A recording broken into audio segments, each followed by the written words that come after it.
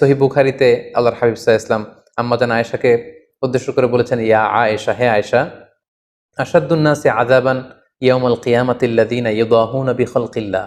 কিয়ামতের দিন সবচেয়ে বেশি শাস্তি দেয়া হবে তাদেরকে যারা আল্লাহর সৃষ্টির সাথে সাদৃশ্য করে কিছু করতে চায়। অর্থাৎ আপনি যদি প্রাণী আঁকতে চান, কেমন যেন আল্লাহর সৃষ্টির সাথে সাদৃশ্য করে আপনি কিছু করে দেখাতে চাইলেন।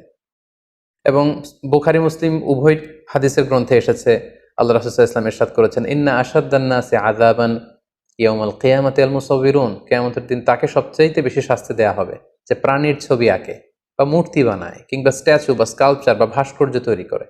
তাদের জন্য কঠিন শাস্তির কথা কিন্তু আল্লাহ রাসূল সাল্লাল্লাহু আলাইহি ওয়াসাল্লাম আমাদেরকে জানিয়েছেন।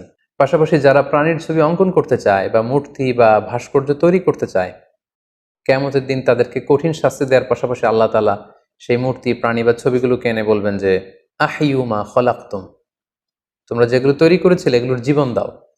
একটা মানুষের ছবি যখন স্কেচ করা হয়, এটা একটা ছবি, কিন্তু এটাতে জীবন দেওয়ার সুযোগ কিন্তু আমাদের নেই।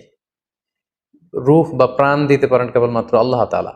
তো সেদিন আল্লাহ বলবেন আহইউ মা খলাকতুম, তোমরা যা তৈরি করেছো এটার ভেতরে তোমরা প্রাণ দাও, এবং সেটার সক্ষমতা কখনোই আমাদের হবে না।